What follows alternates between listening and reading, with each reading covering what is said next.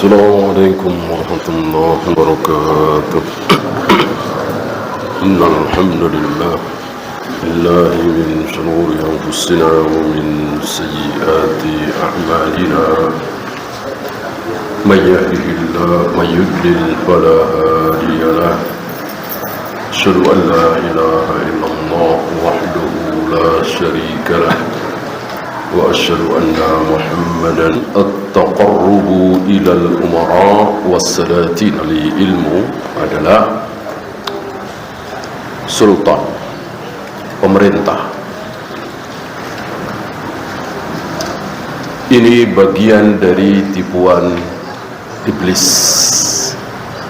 Maka beliau katakan, wa min talbisi iblisa 'ala al-fuqaha. Salah satu talbisnya iblis kepada para fuqaha, mukhalatatuhum al-umara was-salatin,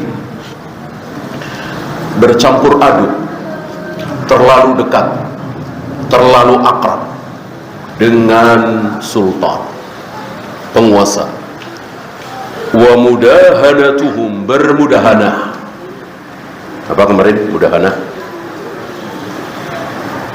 Demi menyenangkan penguasa, demi menyenangkan mungkin sebagian orang kaya, para pengusaha, kalau sekarang tega menghalalkan yang haram, mengharamkan yang halal. Dia tahu bid'ah, tapi dia tidak berani bilang itu bid'ah. Nanti penguasa tersinggung, para penguasa, para pengusaha, para artis tersinggung. Maka nggak mau bilang bid'ah, nggak mau bilang syirik, bahas yang lain saja. Ini penyakit. Coba kalau yang di hadapan dia itu murid-muridnya, apalagi orang miskin, ada kepentingan, ngapain sembunyi-sembunyi? Hak bilang hak, batil bilang batil, sunnah bilang sunnah, syirik bilang syirik, tauhid bilang tauhid. Mana nggak ada kepentingan. Ini yang di hadapan dia para pejabat, para menteri, bahkan raja. Berat bagi dia untuk mengucapkan kalimat yang membuat sang raja kecewa, sedih. Ditanya bagaimana hukum BPJS, dia tahu itu ada ribanya, ada gorornya, ada maisirnya. Dia tidak berani terus terang menjawab. Ini mudahana, melakukan sesuatu yang haram demi menyenangkan orang-orang besar. Berbeda dengan apa kemarin? Mudarah. Mudahana dengan mudarah berbeda. Bahkan lawan katanya,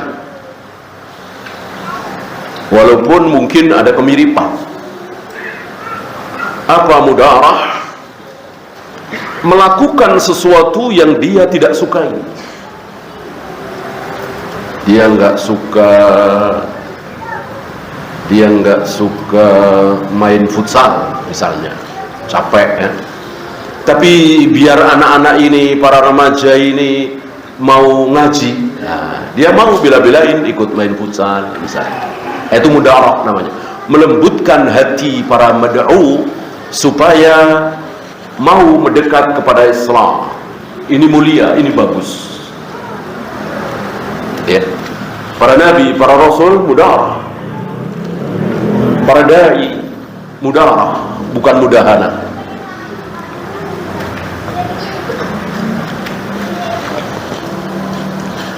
Melakukan sesuatu yang dia tidak sukai, bukan kebiasaan dia, bukan hobi dia, tapi tujuannya mulia, agar dia mau ngaji, agar dia mau didakwai, agar dia mau masuk Islam. Antum tahu alasan Nabi menikahi Ummu Habibah apa? Masih ingat misalnya? Ummu Habibah diriwayatkan janda yang sudah ya kurang menarik lah. Ya, kalau beliau mau yang jauh lebih cantik dari Ummu Habibah banyak, tapi beliau nikahi Ummu Habibah karena ada yang diincar oleh beliau. Apa? Keislaman ayahnya Abu Sufyan. Dan yang beliau incar alhamdulillah terlaksana, walaupun tidak hari itu, tidak di tahun itu, bahkan sudah akhir-akhir kehidupan beliau, akhirnya Abu Sufyan masuk Islam. Ya, 2 tahun atau 1,5 tahun sebelum Nabi wafat. Futuh Mekah 8 Hijrah kan. Nah, ini salah satu bentuk mudarah, melakukan sesuatu yang dia tidak sukai. Kalau dia sukai nggak usah dibahas, ya kan? Seperti tadi, emang dia hobinya main futsal, ya itu bukan mudarah. Emang dia suka, emang hobi. Selain itu juga dia ingin mengajak anak-anak itu untuk mau ngaji, belajar sunnah. Imam Ahmad pernah mengatakan kepada murid-muridnya, sahabatnya, bahwa hari ini kita berada di satu masa yang sangat-sangat butuh dengan mudarah. Itu di zaman beliau, apalagi hari ini. Maka para da'i, para du'at, terutama du'atus salaf, mestinya sering-sering mudarah, mendekati orang-orang awam supaya mereka mau ngaji, mau belajar sunnah. Mereka maunya apa, sukanya apa, pengennya apa, dituruti. Ini halal, ini mulia. Kalau tadi kan haram, dan tujuannya bukan Islam, tujuannya kepentingan dia. Bahkan mudarah kalau yang dilakukan itu haram, ya nggak boleh, bukan mudarah namanya. Biar anak-anak ngaji, maka kita merayakan ulang tahun mereka misalnya, ya tentu tidak boleh. Dengan cara yang haram tidak boleh. Mudarah itu dengan cara yang halal. Wa tarkul inkari alaihim, lalu dia tidak mengingkari. Dia tahu yang sedang dilakukan oleh para penguasa ini haram, bid'ah, syubhat. Dia tidak berani mengingkari.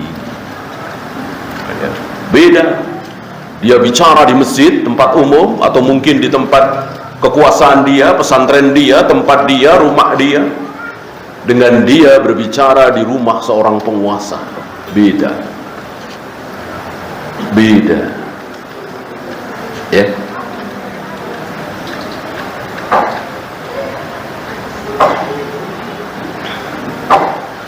Ma'al qudrati ala dzalik, padahal dia mampu. Dia sanggup untuk merangkan bahwa ini haram, ini goror nih, nggak boleh nih, ada gorornya nih. Ini maisir, kayak gini jelas maisir nih.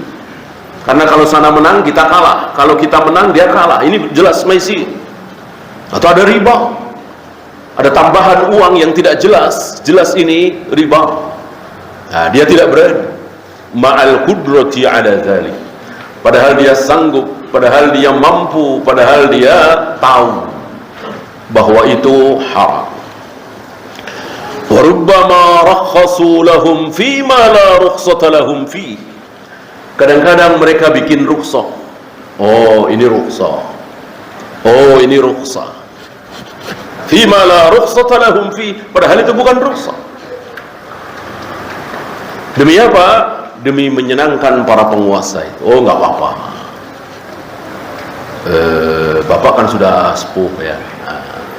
Bapak kan sudah berumur ya, nggak apa-apa. Padahal dalam hal ini nggak ada hubungannya dengan umur.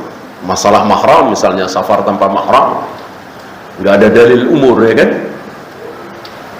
Nabi tidak membatasi umur. La tahillu li imra'atin tu'minu billahi wal yawmil akhir.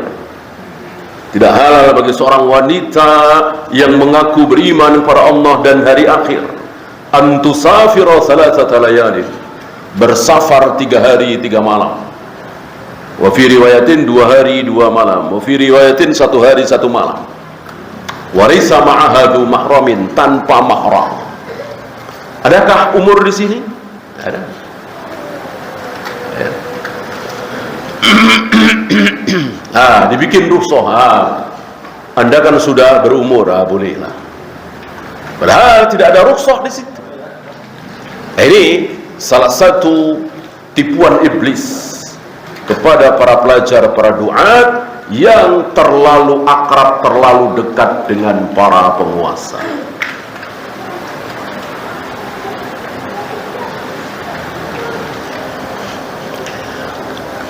Liyanalu min dunyahum aradan. Apa tujuannya? Tentu mudah ditebak. Dunia, uang, mungkin ingin diberikan sebagian dari jabatan dan seterusnya. Intinya dunia, tujuannya itu. Maka ra'su kulli khati'atin, pangkal dari segala kesalahan itu hubbud dunia, cinta dunia. Kalau tidak kan dia tidak akan berdekat. Ngapain? Ya kan? Misalnya dia zuhud, dia tidak ngapain dekat-dekat penguasa. Mau ngaji silakan, enggak ya sudah. Kalau dia zuhud, nanti godaannya lain lagi. Luar biasa. Iblis kan tidak pernah berhenti. Udah yang begini udah nih, nggak usah digoda, selesai, nggak ada. Ini pakai cara ini pakai cara ini pakai cara terus. Ya. Maka kan luar biasa beliau, ya. Sudah kita lewati bagaimana talbis iblis, tipuan iblis kepada ahli hadis, beda lagi, kepada ahli fikih, beda lagi, kepada nanti penguasa, beda lagi, pada ahli ibadah, beda lagi, terus. Ya. Antum jangan menyangka ketika seseorang itu zuhud, dia hanya mencari akhirat, dia tidak silau dengan gemerlapnya dunia, lalu iblis tidak mendatanginya. Tidak ada. Sampai mati baru iblis, syaitan tidak mendatanginya.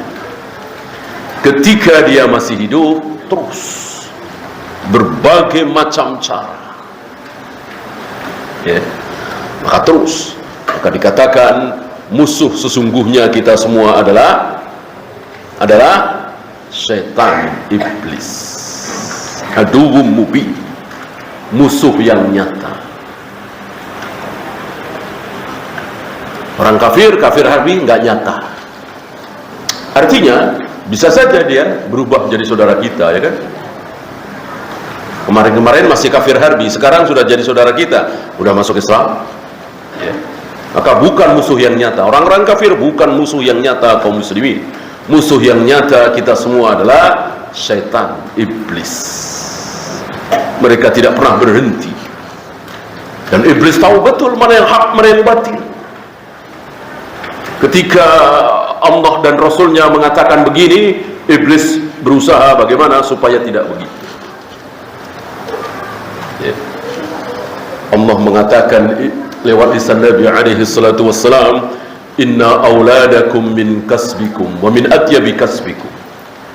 Sungguh anak-anak kalian itu adalah hasil usaha kalian yang terbaik.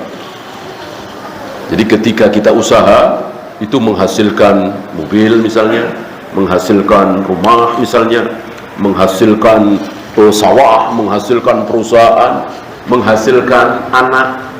Kata Nabi, kata Allah, yang terbaik anak. Jadi kalau kita usaha dapat mobil, dapat rumah, dapat tanah, dapat ini, kalah dengan dapat anak. Artinya nikah kemudian punya anak. Kata siapa? Kata Nabi alaihi salatu wassalam. Iblis nggak mau diam. Iblis berusaha sekuat tenaga supaya kaum muslimin jangan percaya. Lihat dari sukses besar iblis menipu kita semua.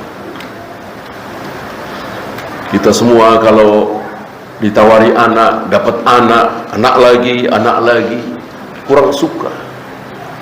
Tapi mobil mewah, uang banyak, gaji besar, rumah megah, semangat kita. Ya. Padahal yang terbaik kata Nabi, anak. Harta, pangkat, jabatan, kedudukan kita nikmati sampai kita mati. Anak kita menikmati, sesudah mati pun kita masih nikmati.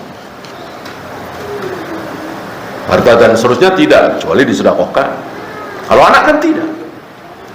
Ya, apapun yang dilakukan oleh si anak, apapun amal soleh yang dilakukan oleh si anak, kita sebagai orang tua dapat kebaikannya.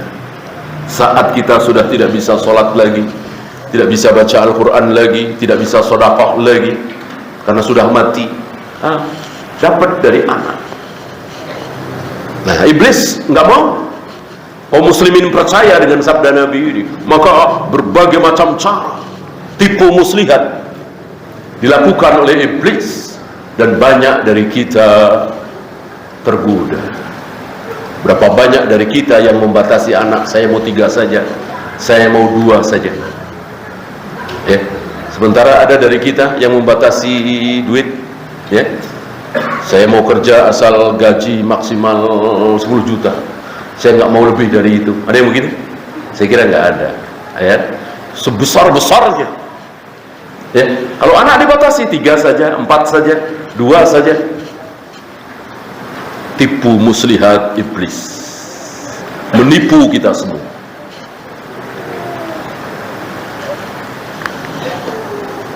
Fayaqa'u bidzalika al-fasad, terjadilah kerusakan. Dianya rusak, sultannya rusak, orang awam rusak. Akan dijelaskan oleh beliau, ada 3 yang rusak. Dari akrabnya ahli ilmu kepada para penguasa, muncul 3 kerusakan.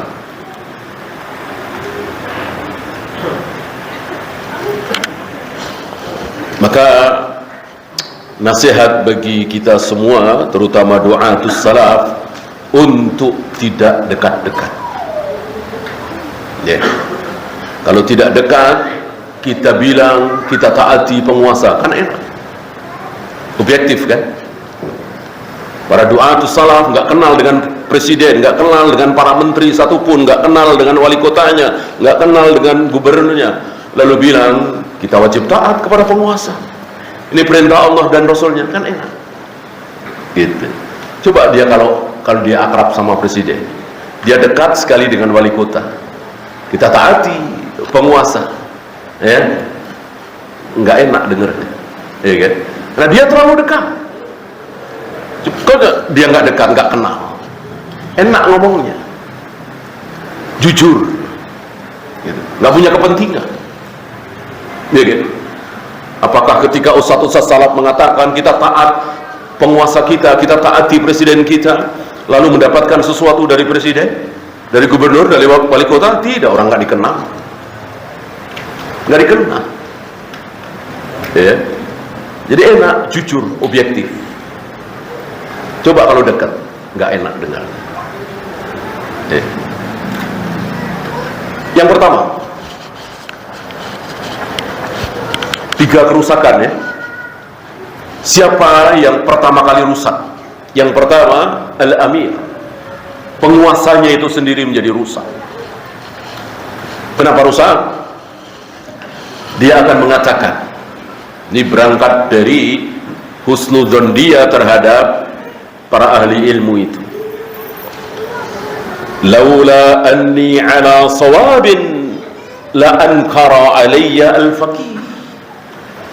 Kalau aku berada dalam kesalahan, kalau kami penguasa ini berada dalam kebatilan, tentu beliau akan mengingkari. Tentu al-faqih ini, si alim ini akan mengingkari kita, akan menasihati kita. Ya. Wa kaifa la akunu musiban wa huwa ya'kulu min mali. Beliau mau bersama kami, makan bersama kami, minum bersama kami. Ini menunjukkan bahwa kami para penguasa ini berada dalam kebenaran. Ya. Husnudzon kepada ulama. Ternyata tidak. Ya, amir, penguasa rata-rata kan orang Allah, bukan ahli ilmu, kan? Nggak tahu rincian mana yang hak, mana yang batil, mana yang sunnah, mana yang bid'ah. Ya. Didiamkan oleh para ahli ilmu yang dekat dengan penguasa, jadilah rusak. Ya. Disinilah perlunya nasihat, perlunya kulil haqqa walau kana murran, sampaikan yang hak sekalipun pahit. Pahit memang, ya. Nggak enak dia dengar, tapi ya harus disampaikan.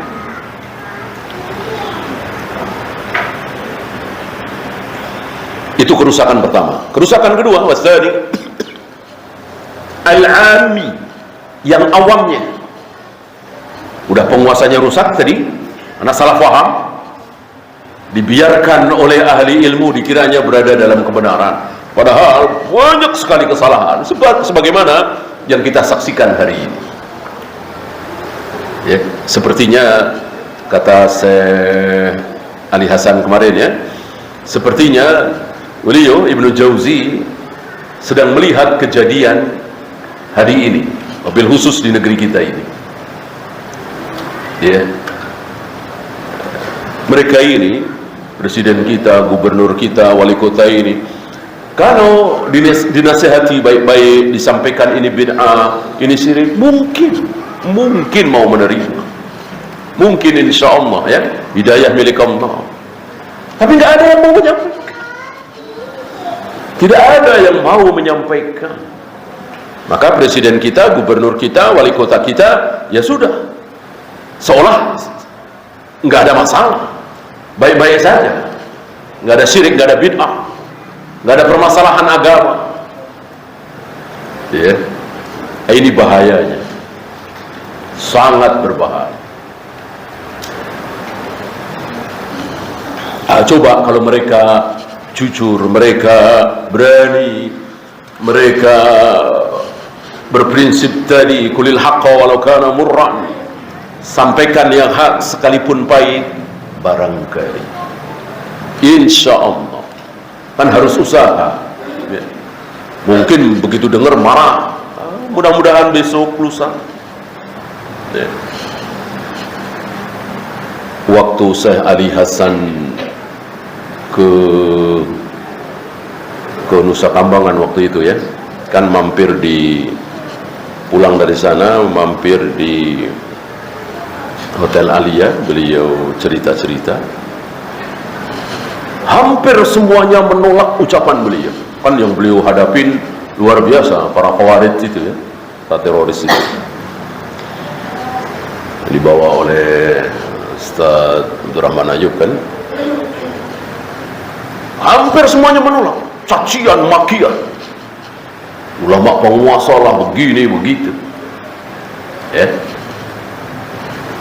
Beliau punya harapan, beliau punya harapan. Kemarin mereka tolak, kita nggak tahu besok lusa, walillahilham, betul, ya. Jadi dai itu tidak boleh buru-buru. Begitu menyampaikan, maunya langsung diterima, manggut-manggut, jangan. Ya, dicaci, dimaki, ditolak, dihujat, biasa. Besok, lusa, bulan depan, tahun depan, insya Allah akan berbeda. Itu bukan sekali, dua kali, ya. Maka wajib bagi para dai itu sabar sesabar-sabarnya, sampaikan apa adanya, jangan dibumbu-bumbui, jangan ditakwil-takwil, yang hak, yang batil-batil.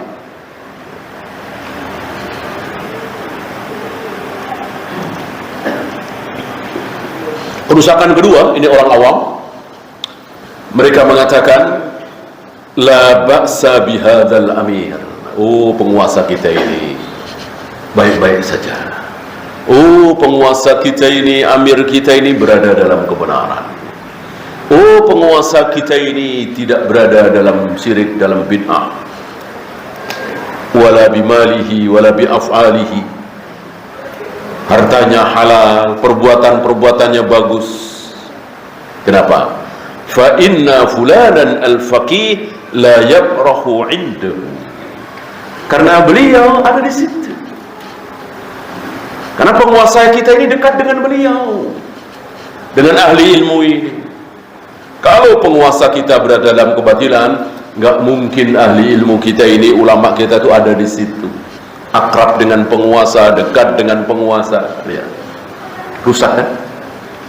Padahal si ahli ilmu ini tidak berani terus terang, bahkan tadi mudah-mudahan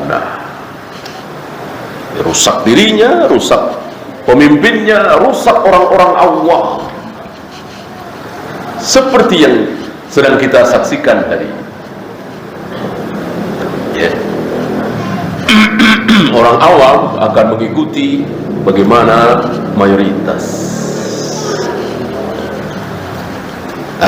Yang terakhir, kerusakan ketiga. Yang pertama penguasanya, yang kedua orang awam, yang ketiga siapa kira-kira? Si ulamanya itu rusak, si fakihnya itu, si ahli ilmunya, si pelajarnya itu. Fa innahu yafsudu dinuhu bidzalik. Rusak agama dia dengan sebab dia terlalu akrab, bercampur aduk dengan penguasa itu. Ya. Kecuali didatangi, diminta fatwanya dan seterusnya, itu kan jarang sekali. Jarang sekali penguasa yang seperti itu, sangat jarang. Maunya diundang itu ahli ilmu. Ya jangankan sekarang, zaman Imam Malik. Penguasa waktu itu nggak mau datang ke Imam Malik. Imam Malik diundang, diminta untuk datang ke istana. Imam Malik menolak dengan mengatakan al-ilmu yu'ta wala ya'ti. Ilmu itu didatangi, bukan mendatangi. Didatangi. Ya. Karena beliau di Masjid Nabawi, kalau mau ilmu beliau, ya datangi Masjid Nabawi. Jangan kemudian diambil. Ya. Mestinya apa yang dicontohkan oleh beliau ini ditiru oleh para dai hari ini, wabil khusus du'atus salaf.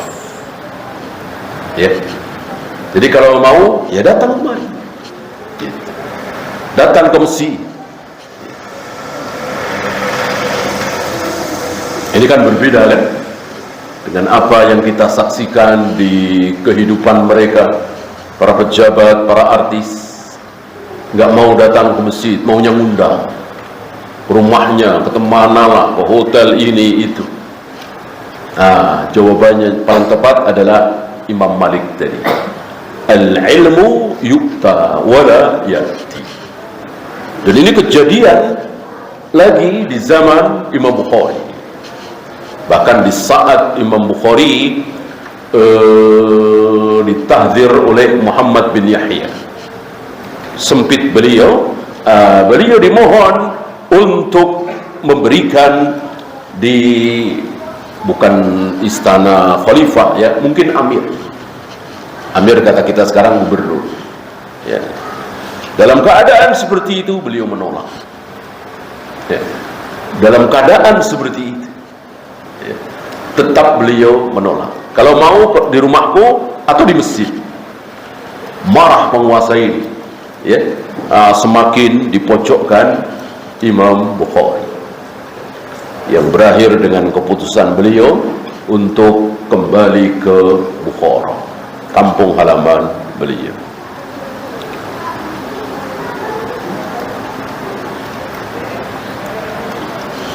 وقد لبس إبليس عليهم في الدخول على السلطان. Iblis mentalbis, menipu mereka untuk masuk, menemui, mendekati para sultan. Fayaqul, dengan membohongi mereka, innama nadkhulu linasfa'a fi muslimin. Ya, luar biasa iblis. Kami mendatangi penguasa ini dalam rangka menolong sesama muslim. Gitu. Awalnya seperti ini. Ini pun kan tidak tepat, bukan kewajiban dia, ya kan?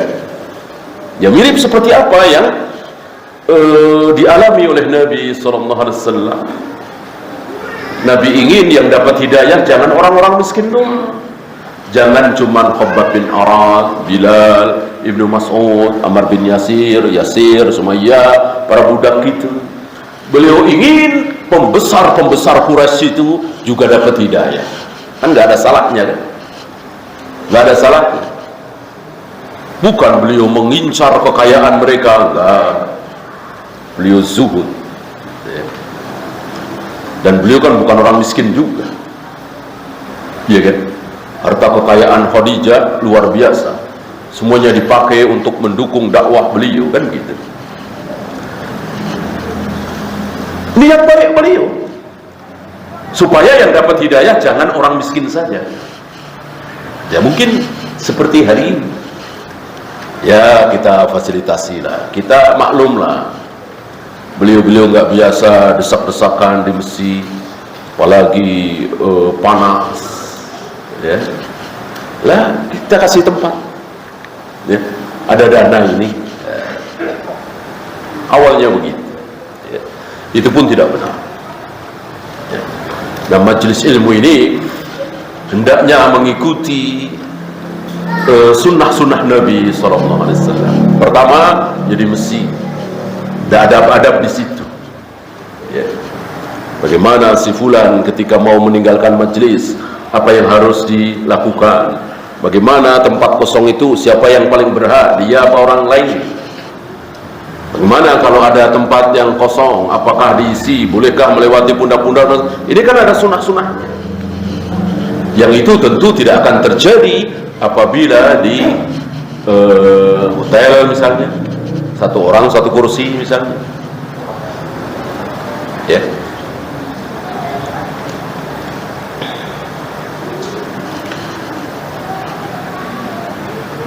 Liza ini ta'liq dari Syekh Ali Hasan. Beliau mensyarah kitab ini kan. Yang saya pakai yang ta'liq dari Syekh Ali Hasan. Mungkin antum sama, atau mungkin dari Syekh Fauzan, atau mungkin matannya saja. Syekh Ali Hasan mengatakan, "Liza lam yakun min hadyi salaf al-qurbu min abwabis sultan." Bukan merupakan kebiasaan para salaf, bukan merupakan adab para salaf. Apa? Dekat-dekat dengan pintu para penguasa. Fakana al-wahidu minhum yaqul, bahkan di antara mereka ada yang mengatakan, Syekh Ali tidak menyebutkan siapa di antara mereka, entah siapa, tapi kalimat ini masyhur, kalimat ini ma'ruf,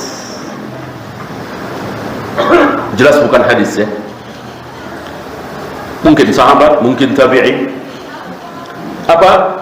Idza ra'aitumul 'alima ala abwab sultan, apabila engkau melihat seorang alim kok berada di pintu-pintu penguasa, fahuwa lissun, ketahuilah bahwa dia adalah pernah dengar?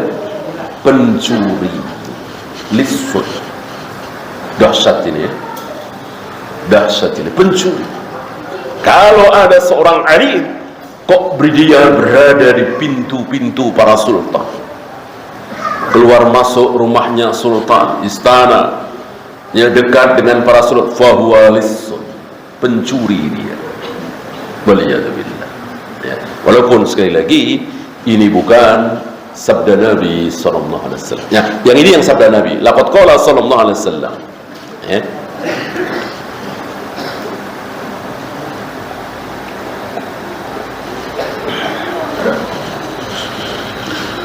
Para salaf sering memakai kalimat-kalimat sigot mubalaghah dengan tujuan saddud dzari'ah, sadduz zara'i, menutup pintu bahaya. Maka kalimat ini kan dahsyat. Agar apa? Agar para pelajar, para ahli ilmu jangan ada niat sedikit pun untuk mendekati para sultan. Ya. Iyyakum wa abwabas sultan. Ini yang sabda Nabi alaihi salatu wassalam. Ya.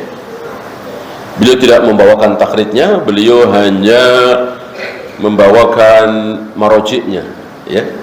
Di salah satu kitab beliau, Nasihatul Malik Al-Ashraf, ya. Di kitab itu ada takhrijnya, hadis ini riwayat siapa dan seterusnya. Di sini tidak ada. Beliau hanya mengatakan wa huwa hadisun hasan. Hadis ini hasan. Iyyakum wa abwabas sultan. Hati-hati kalian terhadap pintu-pintu para penguasa. Hati-hati. Ya. Iyyakum wa menunjukkan peringatan, kehati-hatian. Iyyakum wal julusa 'ala turuqat. Hati-hati kalian jangan duduk-duduk di pinggir jalan. Iyyakum wal bid'ata. Hati-hati kalian terhadap bid'ah. Iyyakum wa muhdatsatil umur. Jadi iyyakum wa abwabus sultan. Hati-hati kalian terhadap pintu-pintu para sultan. Fa innahu qad asbaha sa'ban habutan. Karena dari pintu itu akan menimbulkan kesulitan, akan menimbulkan kejatuhan. Dan sepertinya sedang kita saksikan. Jatuh dia. Jatuh dari mana? Dari sunnah. Jatuh dari mana? Dari tauhid. Jatuh dari mana? Dari manhaj. Gara-gara terlalu dekat dengan sultan. Saudara Rasulullah SAW. Ya, bukan jatuh dari kekayaan, bukan jatuh ke jurang kemiskinan, bukan. Justru sebaliknya, ya. Yang dekat-dekat dengan sultan, luar biasa. Luar biasa. Pesantrennya, masjidnya dibangunkan megah begini begitu. Ya. Bukan itunya, tapi manhajnya, akidahnya, keikhlasannya beda. Biasa nanti kehidupannya berubah. Saudara Rasulullah sallallahu alaihi wasallam.